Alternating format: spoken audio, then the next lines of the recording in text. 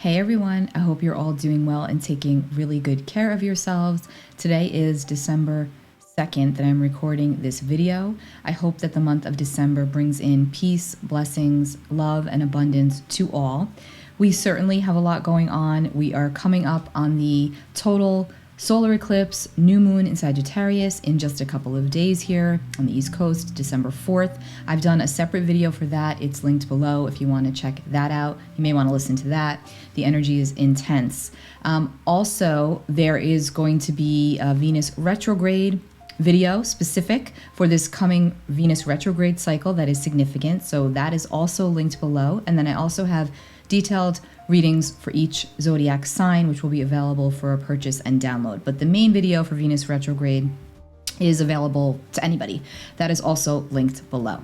Okay, so first things first, we're going to have this Sagittarius new moon total solar eclipse on December the 4th. And like I mentioned, there's already a detailed reading and video about that. But just for a quick recap, this is a Sagittarius new moon. It is the last lunation of the eclipse cycle in Gemini and Sagittarius. So this particular eclipse could close out a story. It could bring about a conclusion to an event or a situation in your life. It can bring about new beginnings as well. So there's a somewhat optimistic attachment connotation to this new moon energy, but also a lot of energy and definitely this just feeling of, a lot of movement, a lot of back and forth, not necessarily knowing what to do with the increased energy. So like I always say, take care of your physical body. Make sure you're eating properly, you're drinking your water, you're exercising a little bit, you're doing things to move your energy so that you can keep your frequency up. It is extremely important right now, especially as we embark upon one of the most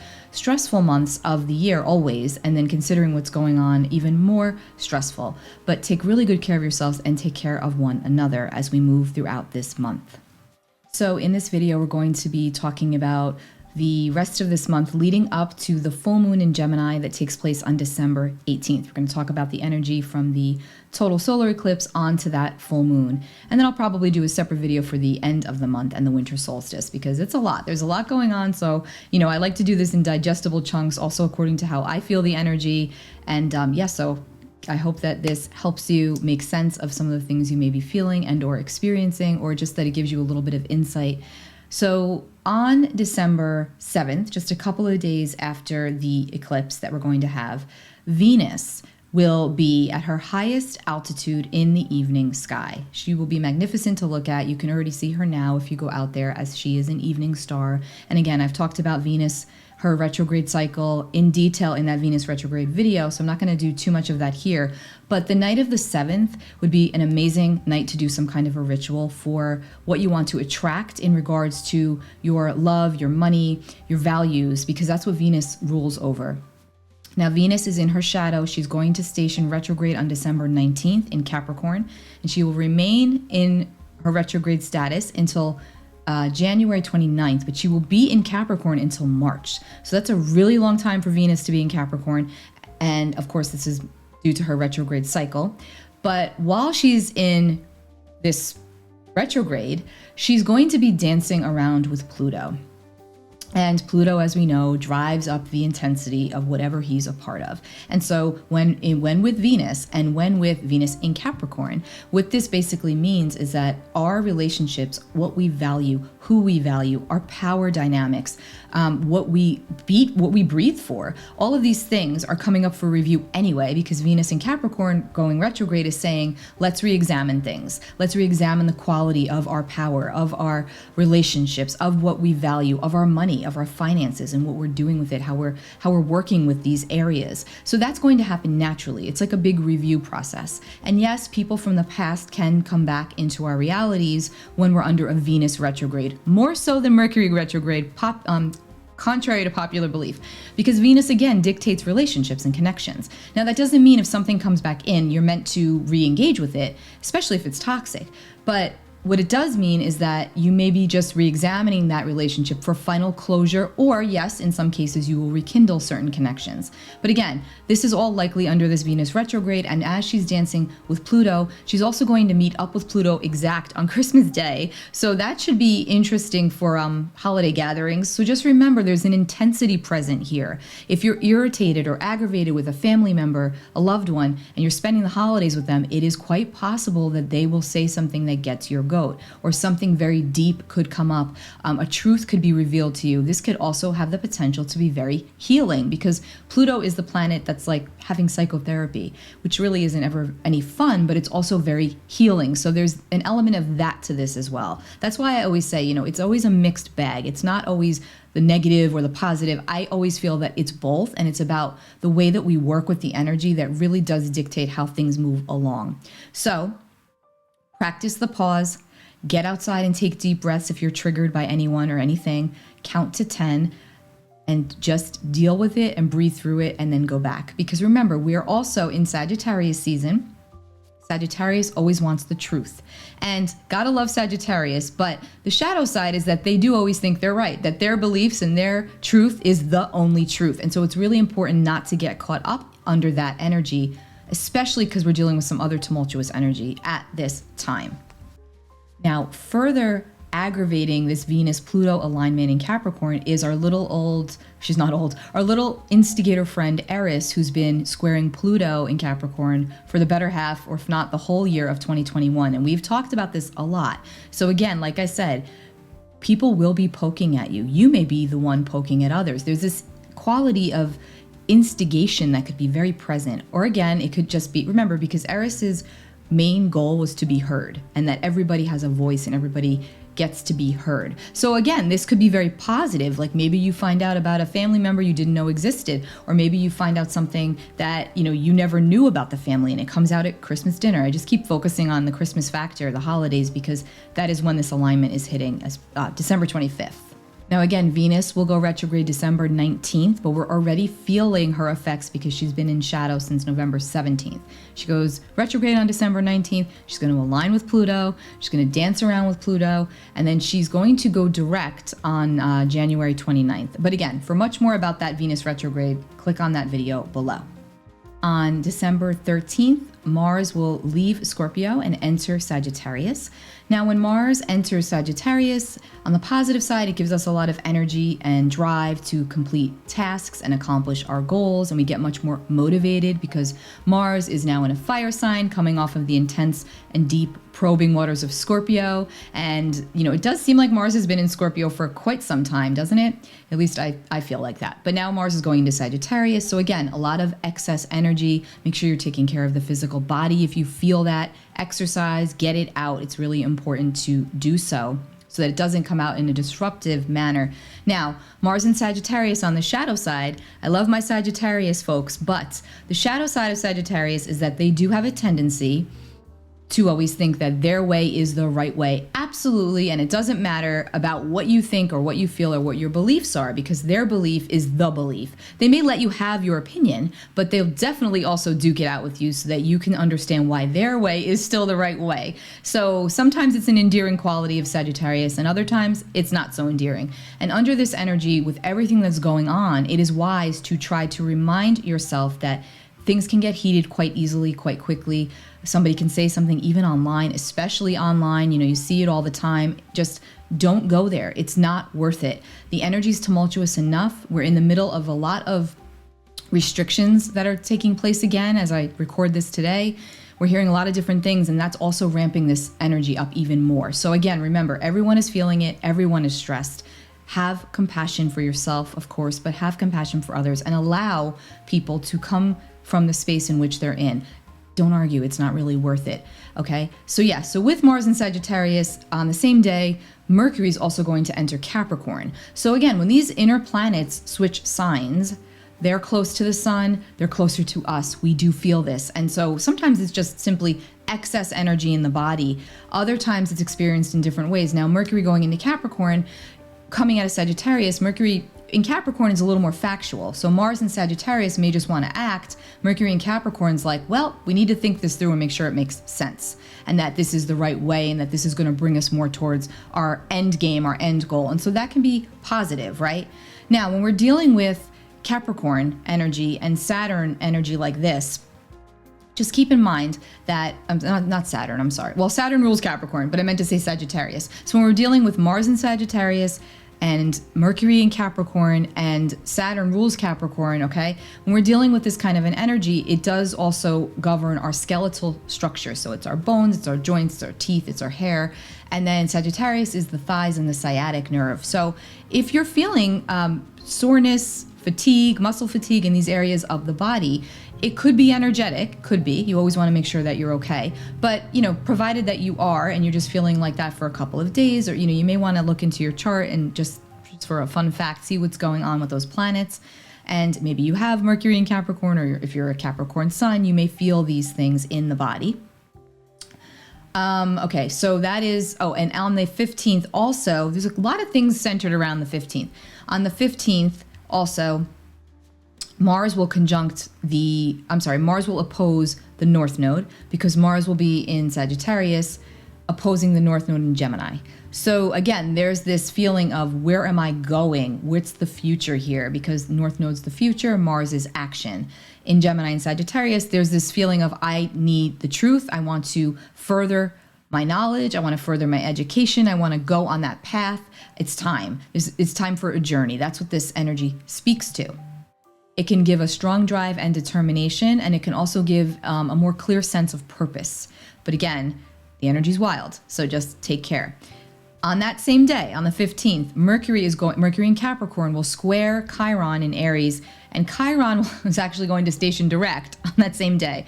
So Chiron just kind of exacerbates the wounds. And when we're dealing with a square to Mercury, words hurt. Words can hurt. Remember, words can also heal. So use them wisely around this time, okay? Because again, I think the 13th, 14th, 15th, 16th, 17th can feel very contentious. There's an extra heat present. And I would imagine that's only going to serve to ramp up as we move throughout this month.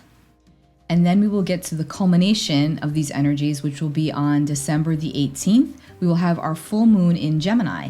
Now, this is the first moon in Gemini that has not been in eclipse since early 2020, since June of 2020. So this is maybe a little bit of a breather, but it is still a very, it's a full moon. So full moons definitely bring up emotion. They bring up awareness. They bring up they heighten our intuition. They increase our energy and our ability to process certain things that might have previously been hidden, because that full moon brings it all up. And in the sign of Gemini, under Sagittarius season, again, this is bringing up information, bringing out revelations, things being revealed to us, world stage, personally, professionally. Things are just going to be coming up around this time. And again, at the time of this full moon, where Venus will be like right about to station retrograde. So again, there's this element of information, facts, things coming up into our awareness, things being revealed to us. This can be very positive. This can help to set you free, break you out of patterns that have been keeping you stuck.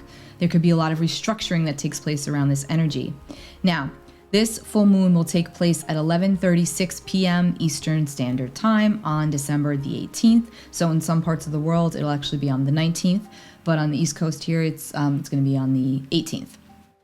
It's at 27 degrees and 29 minutes of Gemini. So if you have mutable planets, especially the sun, moon, ascendant, mutable being Gemini, Pisces, Virgo, or Sagittarius. So if you have anything between 23 and 29 degrees of the mutable signs, or 1 degree of the cardinal signs, which are Aries, Capricorn, Cancer, and Libra. If you have any points and planets there significant, you are going to definitely be feeling this energy of the full moon. We all feel it, but those placements tend to feel it the most depending on the current lunation that we're experiencing. Now, let's get to the chart and talk about this full moon. I'd like to quickly share with you the Sabian symbol for this full moon in Gemini. So it's 27 degrees, 29 minutes of Gemini, which means we're going to look at the 28 Gemini degree of the Sabian symbol. I always use the Sabian symbols, but I don't always talk about them, because unless I find them to be very indicative of the time we're under, the specific time. And so this one, obviously, to me, seems very fitting. So Gemini 28, a man declared bankrupt. This is a symbol of the eternal individuality of the human spirit, able to enter new paths of opportunity and thereupon achieve a further self-refinement whenever its particular involvements in everyday affairs have come to some point of futility. Implicit in the reversed symbolism is the realization of the ultimate transiency of both the rewards and penalties in life, and of the unreality of consequences if ever taken as other than a convenience converging of relationships. The key word is deliverance.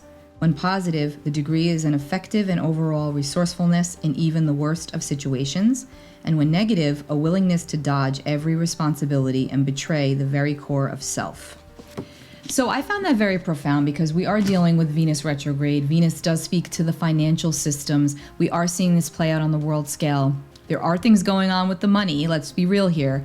So speaking about how we use our own spirit to forge through crisis and conflict, and how when we work together, we can really move mountains. That's to me what that Sabian symbol speaks of. When you go the negative route, that's when a lot of the tyranny and deceit just increases. So anyway, I just thought that that was really interesting. All right, now let's go to the chart. All right, so we've got the full moon chart. Ignore the place because it doesn't really matter, but December 18th, 2021, 11:36 p.m. Eastern Standard Time. And here we've got the sun at, oh gosh, my throat. The sun at 27 degrees of Sagittarius, opposite the moon at 27 degrees of Gemini. We know that when we have a full moon, it's the sun opposite moon. Now, the first thing that I want to mention is that this moon is square to Neptune, right? So 27 degrees and 20 here, Neptune and Pisces. You know, when we're dealing with a square to Neptune, and Neptune did just station direct. So yes, that brings upon clarity, but also we're still dealing with misinformation. We're still dealing with, are these the facts? Is this really what happened? Now, this is on every single level. This is personal, this is professional, this is collective. And for everyone, it will be different. But because it's a square aspect and Gemini is the sign that rules communication, information of all kinds, and also, you know, ruled by Mercury. This is a Mercury ruled full moon because Mercury rules Gemini. So again, there's this element to what's going to be revealed. I do believe there will be a lot of reveals on all levels around this time. It almost seems like it's impossible for there not to be, but the challenge is with this square to Neptune is to sort out the wheat from the chaff.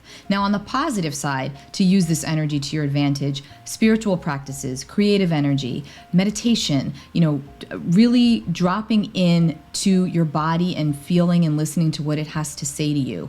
We all have intuition and we're all capable of doing that, and that will serve you well at this time to sort out what you feel to really be the truth. Now, we're also under Sagittarius season. So yes, there's also this element of I need the truth. Now, working to our advantage is a nice supportive trine to Jupiter.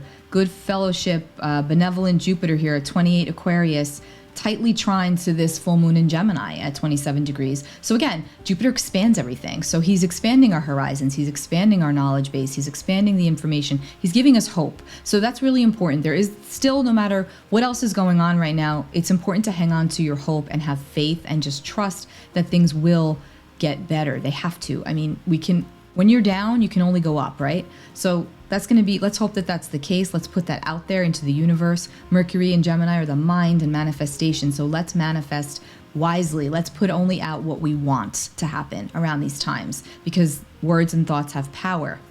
Now, speaking of Mercury, Mercury over here at 25 Capricorn, I'm sorry, that's Pluto. Mercury over here at 8 degrees of Capricorn is squaring Chiron in Aries, okay?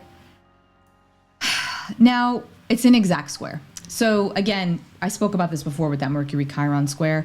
It's words can heal, words can hurt, words can wound, but words can also heal. So try and stay in the higher octave, in the higher space of, is what I'm saying constructive? Is what I'm saying helpful? Or is what I'm saying only going to be hurtful? Stay in that space and you decide for yourself what's worth it. But just know that that aspect can definitely pour salt on wounds by verbally, okay?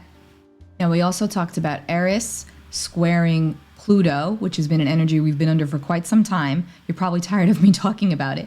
And then here we've got Venus joining the mix now. So again, there's this poking, aggravation, and instigation. And again, I think a lot of this will just get more and more highlighted and pronounced as we move throughout the month of December. So just being mindful of that. And again, you know, there are things going on as we speak, more protesting taking place. This is all that energy. And I do feel like that's going to intensify because of these energies. It's almost, I would say, I'd be surprised if it didn't.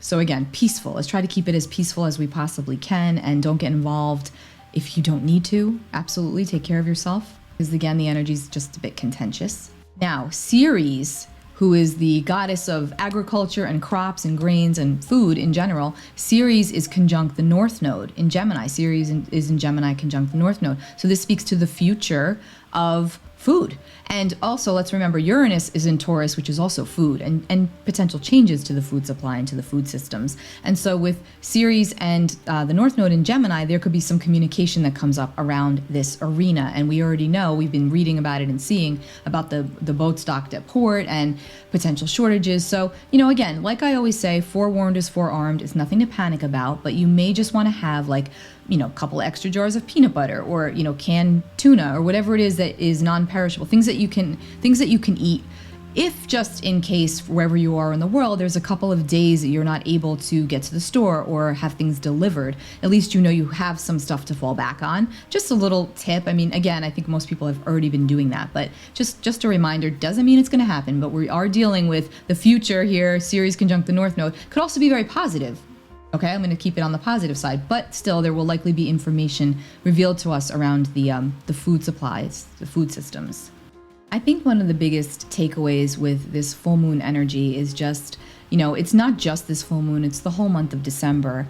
And, you know, there's just a lot going on, and everyone is feeling it. And I think it's just really important that we take the time to honor each other and honor the space in which we all are in and under right now, and know that the energy is just, you know, there's a lot going on right now. We can't skate by it. We can't ignore it. We can't avoid it. We can't go past it. It is what it is at the moment. That doesn't mean that we have to succumb to it. And, you know, just doing what you can to keep yourself in a higher space, in a higher frequency, in the joy frequency, you know, dancing, laughing, playing, watching funny movies, hanging out with your funny friends, whether it's on Zoom or in person, you know, dropping in on people, calling in on people, checking up on people, connecting. That's all very important right now, because again, this month just feels a little tough.